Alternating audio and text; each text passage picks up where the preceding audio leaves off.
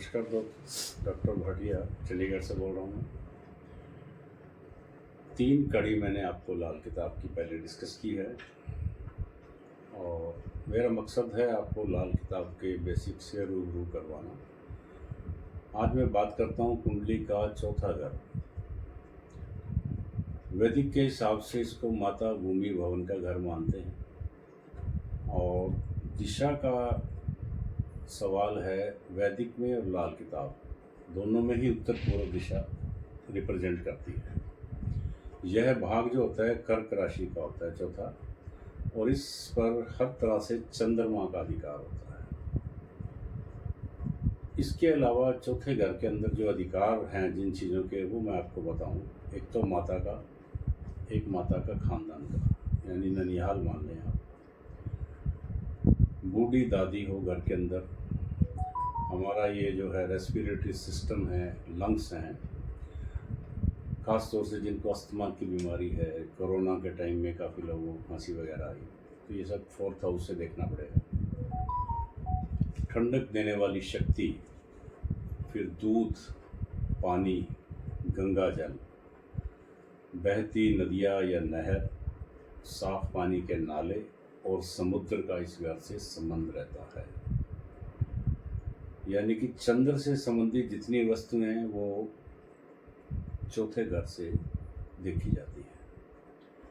अब यहाँ एक बाइफर्केशन की बात मैं आपको बताऊं कि समुद्र का जो सफ़र है वो चौथे घर से देखा जाता है। 12वां घर लाल कुंडली में आकाश का माना गया है, तो हवाई सफ़र देखना हो तो 12वें घर को कोरिलेट करना पड़ता है 9वें घर से, और समुद्र की अगर यात्रा देखनी हो तो 9वें घर को कोरिलेट करना पड़ेगा चौथे घर से। और अगर आपको मैदानी और पहाड़ों की यात्राएं करनी है तो आपको 9वें घर को 2nd घर से कोरिलेट करना पड़ता है। तो इस तरह से ये डिफरेंट मेथड्स हैं कि आदमी की लंबी दूरी की यात्राएं कहाँ कहाँ से होंगी और किस मोड से होंगी, ये स्टूडेंट्स को फंडामेंटल क्लियर करने ज़रूरी है। फिर भी अगर इसमें किसी को कोई संशय हो तो मेरे से बात कर सकता हो, मेरा नंबर नीचे डिस्प्ले किया रहता है। आगे बात करते हैं हम कपड़े का कारोबार। घोड़े और घोड़ी का कारोबार हो गया, सफ़ेद मोती, सुच्चे मोती, इनका कारोबार हो गया। गाय का, पशुओं में गाय का जो कारोबार करते हैं, गाय खरीदना और बेचना। जातक की लिखाई, वैसे लिखाई के लिए 3rd घर है, लेकिन उसकी क्वालिटी क्या है, कैसी राइटिंग होगी, वो भी चौथे घर से। दूध देने वाले पशु कितने होंगे जातक के पास, ये भी चौथा घर। पानी के जितने जीव हैं, जलचर बोलते हैं जिनको, और माता का जो खानदान है, और ऐसे फल जिनमें रस हो, सिट्रिक एसिड वाले फल हो गए, रसबरी हो गई, अंगूर हो गया, जो भी रसीले फल हैं वो भी चौथे घर से देखे जाते हैं। तो जिनको एग्रीकल्चर का काम करना होता है, ख़ासतौर से उसमें चौथे घर की रेलेवेंस बहुत होती है। और वैसे भी ये देखा गया है कि जिन घरों में चंद्रमा चौथे है या 10वें है, ऐसे बच्चों को, मैंने काफ़ी बच्चों को एग्रीकल्चर लाइन में भेजा है और वो उसमें कामयाब भी हुए। चौथे घर के अंदर वैसे चंद्रमा एक और भी नया काम करवाता है। 10वें घर से अगर कोरिलेशन हो तो बर्तनों का काम होता है, वो काम भी चंद्रमा करवाता है। चंद्र को सभी ग्रह अपनी माँ मानते हैं और ये भी कहा गया है कि moon is the mother of universe. इसके बड़प्पन के कारण जितने भी कोई यहाँ ग्रह आ जाएं इस चौथे घर में, पापी ग्रह, राहु आ जाए, केतु आ जाए, तो वो क्या है कि माँ के आगे झुक जाते हैं, यानी कि बुरा नहीं करते हैं। इसीलिए लाल किताब में ये खास तौर से लिखा है कि चौथे घर में राहु आ गया तो अपनी बुराई छोड़ देता है, इतना ज़्यादा नुकसान नहीं करता, और केतु भी इसी तरह से नुकसान नहीं करता। बट फिर भी ये चूँकि नीच ग्रह हैं तो इनका उपाय तो कहीं ना कहीं करना ही पड़ता है, क्योंकि छाया ग्रह है ये। तो चौथे घर के अंदर अगर किसी तरह के भी कोई सूर्य आ गया, जैसे अब गर्मी वाले अगर ग्रह आ जाए तो ये क्या करते हैं कि जैसे पानी को सुखा देते हैं। कोई गर्म चीज़ हमने पानी में डाली तो पानी गर्म हो गया और पानी धीरे धीरे कम भी होता जाता है। तो इसी तरह से सेपरेशन प्लैनेट्स जो है हमारे ज्योतिष के अंदर, सूर्य हो गया, शनि हो गया, राहु हो गया, इस तरह के ग्रह अगर चौथे घर में आते हैं तो ये पानी को सुखाते हैं, यानी कि उस घर की ग्रेविटी को कम करते हैं, माँ से दूर करते हैं बच्चे को, माता से संबंधित खानदान के अंदर कमियां लाते हैं। खास तौर से हमने ये भी देखा है, मेरी कुंडलियों के अंदर मैंने देखा है तो अपने 30 साल के अनुभव में, कि छठा घर वो होता है मामा का, मौसी का। तो मामा मौसी के जो खानदान हैं, यानी कि माँ की भाई और बहन, ये भावार्थ भावों का सिद्धांत यहाँ लग रहा है। तो चौथा घर और छठा घर अगर कोरिलेट करें तो ये पता लग जाता है कि उस बच्चे का ससुराल से क्या संबंध रहेगा, ननिहाल से क्या संबंध रहेगा। ससुराल का दूसरा घर है, तो ननिहाल से उसको लेना लिखा है या नहीं लिखा, ये चौथे घर और छठे घर को कोरिलेट करके ही देखा जाता है। तो माता का खास तौर से फिर ये भी होता है कि विषैले पानी के अंदर कुछ सांप जैसे जानवर भी रहते हैं, तो कहीं ना कहीं पानी में जहर भी घुलता रहता है। तो अगर ऐसे प्लेनेट आ जाएं चौथे घर के अंदर जिनका पॉइजनस इफेक्ट हो, खासतौर से राहु, तो ये कहीं ना कहीं जहर तो लाइफ में घोलते ही हैं, और खासतौर से माता की लाइफ में भी। अब ऐसा भी मेरा अनुभव है, मैंने देखा है लाइफ के अंदर कुछ बच्चे नीले हो जाते हैं जन्म के समय, उनका नाड़ू गले में अटक जाता है। तो यहाँ पे 4th हाउस को कंसीडर करना और राहु को कंसीडर करना बहुत ज़रूरी है।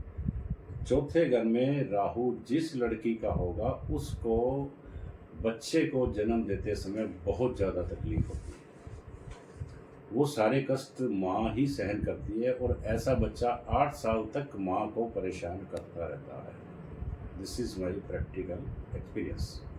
तो आप जब भी चौथा घर कंसीडर करें और उस घर में अगर ऐसे ग्रह बैठे हों और कोई मैच्योर लड़की अगर ये क्वेश्चन करे, तो उसको डेफिनेटली आप गाइड करिए कि आप राहु और केतु के उपाय जरूर करिए। अन्यथा क्या है कि डिलीवरी के टाइम में बच्चा नीला होकर डेथ हो जाती है, बच्चे का नाड़ू अटक जाता है गले में, या फूड पॉइजनिंग माँ को हो जाता है तो माँ चली जाती है, बच्चा बच जाता है। तो ये सारी चीज़ें 4th हाउस से कंसीडर करनी पड़ती है, लेकिन ये किसी आप क्वालिफाइड एस्ट्रोलॉजर से डिस्कस करना आपको ज़रूरी है। ऐसा नहीं कि चौथे में आपने देखा और आपने उपाय करवा दिया, नथिंग लाइक दैट। माँ की कुंडली भी देखनी पड़ेगी, और होने वाले बच्चे का ट्रांजिट कैसा चल रहा है उस दिन जिस दिन जन्म होना है, वो हमें कंसिडर करना पड़ेगा। तो ये 4th हाउस की खास चीज़ से मतलब कुछ चीज़ें हैं जो कि हमें कंसिडर करनी चाहिए। अब चौथा घर के जो ग्रह है ये 10वें घर के ग्रहों को जगाते हैं।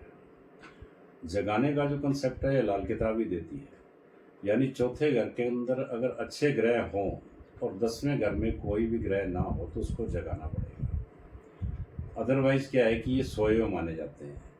इसी प्रकार लाल किताब ये कहती है कि 10वें घर के अगर शुभ ग्रह हों और चौथे घर के ग्रह जगाने पड़े तो उनको जगाइए, तब जाके उसका जॉब के अंदर बढ़ोतरी होगी। यानी चौथे और 10वें का एक कोरिलेशन रहेगा जॉब से और उसके माँ से। चौथा घर मकान का भी होता है। अब मकान को लाल किताब में शनि कंट्रोल करता है। जिस व्यक्ति का शनि उच्च का होता है, ऐसा मेरा प्रैक्टिकल अनुभव है कि उसके पास बने बनाए मकान बहुत आते हैं। और चौथे घर में अगर मंगल उच्च का आ गया तो ऐसा व्यक्ति अच्छा बिल्डर बन सकता है, वो कॉलोनाइजर बन सकता है, वो फ्लैट्स बना के बेचता है। तो ये मेरा अनुभव है कि शनि जैसे उच्च का है कुछ कुंडलियों में, इंक्लूडिंग माई सेल्फ, तो ऐसे व्यक्ति को बने बनाए मकान लेने चाहिए। शनि का एक और यहाँ पे अनुभव आया हमारा। शनि उच्च का अगर चौथे घर में हो या सप्तम घर में हो या 10वें भाव में हो तो ऐसे व्यक्ति को बुढ़ापे में प्रॉपर्टी मिलती है, ओल्ड एज के अंदर। और एक नया पॉइंट ये भी है रिसर्च का कि जिन कुंडलियों में गुरु चौथे घर में है उस व्यक्ति का समाज के अंदर मान सम्मान खूब होता है, क्योंकि गुरु यहाँ उच्च का हो जाता है। और अगर नेचुरल गुरु भी उच्च का हो तो ऐसे व्यक्ति की इमेज जनता के अंदर एक बड़े पूज्य व्यक्ति की इमेज होती है, क्योंकि चौथा घर जो है मासिस का भी होता है जनता का। इसके अलावा क्वालिटी ऑफ एजुकेशन और क्वांटिटी ऑफ एजुकेशन ये भी जो है चौथे घर से ही देखा जाता है। तो इस तरह जब हम 4th हाउस को जब कंसीडर करते हैं तो ये सारी चीज़ें हमें कंसीडर करनी पड़ेगी। बहुत लंबी चौड़ी बातें हैं ये, इस पर पूरा दिन लग सकता है, लेकिन आज मैं मेरे लेक्चर को यही समाप्त करता हूँ। कल मैं आपसे बात करूँगा 5th हाउस की। तब तक के लिए धन्यवाद, आपका समय।